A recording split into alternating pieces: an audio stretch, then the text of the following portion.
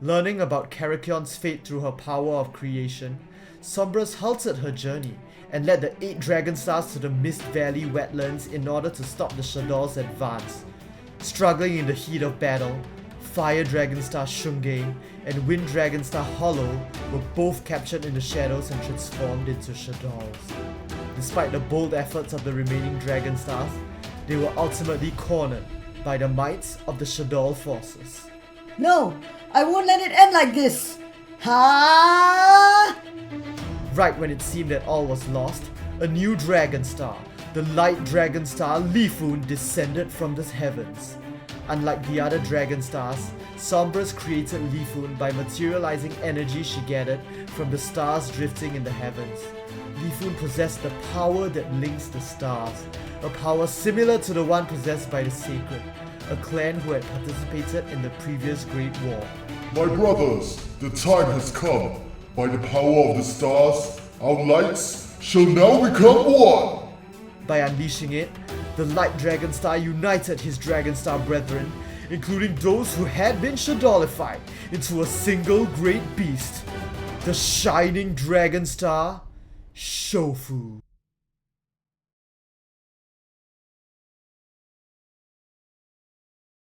The Great Divine Dragon, the Shining Dragonstar, Shofu. As if in response to his descent, down from the dazzling stars followed warriors clad in the light of the constellations.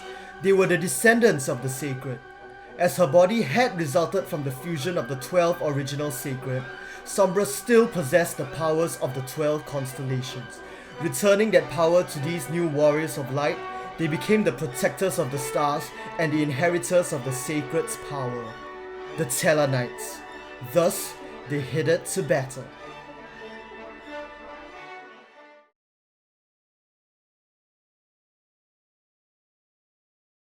The battle between the Tellarknights, Dragonstars and Shadolls intensified.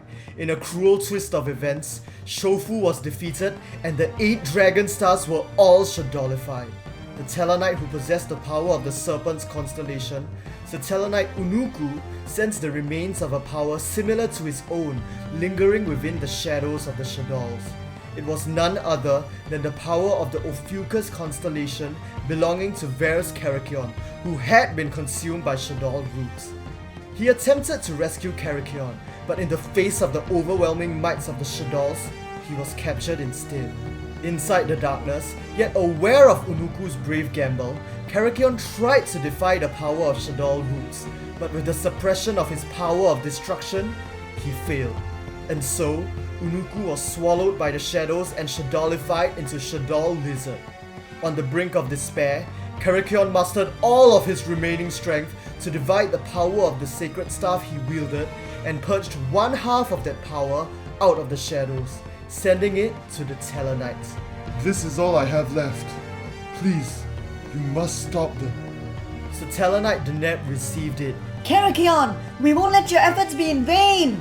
and with the power of the staff, she amplified the power that links the stars within Altair, Vega, and herself in order to evolve into a single knight. I am he who stands at the epicenter of the Summer Triangle. Mine is the blade that cuts through deceit and sees the truth. Mine is the shield that shelters the wounded and the weary. Now yield before me, vile ones, for I am Stellar Knight Delta Teros. Invoking the divine source of the power of the stars, he summoned more of his brethren from across the cosmos.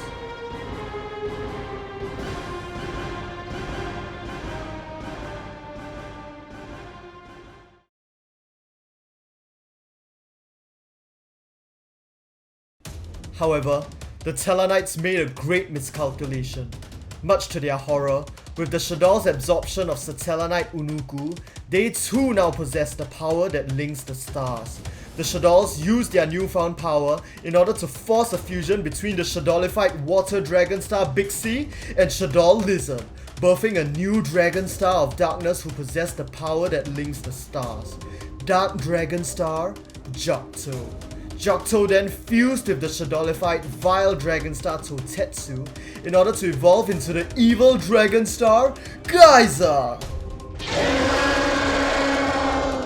The battle that had initially begun with the Dragonstars and Tellarknights joining forces to face the Shadolls had now cruelly shifted to become one of the Tellarknights against the forces of the Shadolls and the fallen Dragonstars.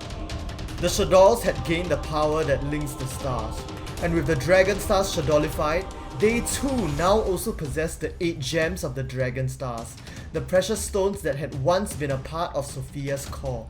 Furthermore, el-shadoll Nephilim possessed the body of Gem Knight Lapis, which harbored the 9th gem. And finally, within Shadoll Roots was King Gorgon, who used to be Master Dia and thus possessed the final 10th gem. The 10 pieces were reunited, and the core was now complete. With its power, Shadoll Roots evolved into el-shadoll Agrista. And manipulated by the will of Tierra, Agrista continued to march the Shadoll army onwards to the Naturia sacred tree.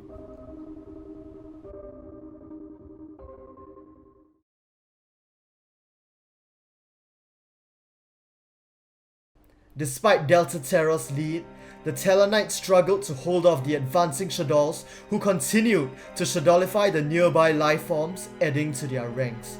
Caught off guard, even Sir Tellarknight Sirius was Shadollified. However, before he could fully transform into a mindless pawn, Sir Tellarknight Betelgeuse arrived. Betelgeuse, leave! I don't want to hurt you. I don't know how much longer I can control myself. No, Sirius, my friend.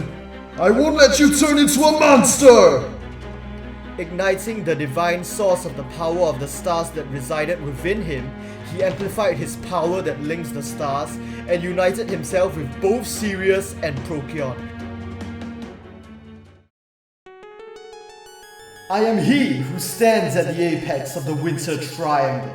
Behold, the sword that smites evil.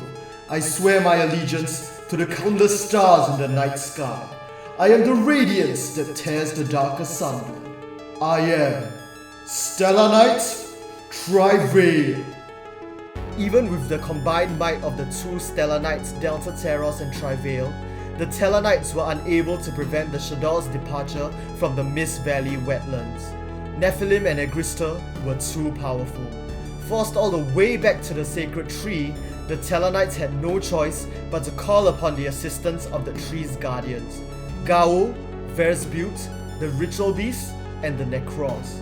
Together, they formed a magic barrier around the tree as their final defense line.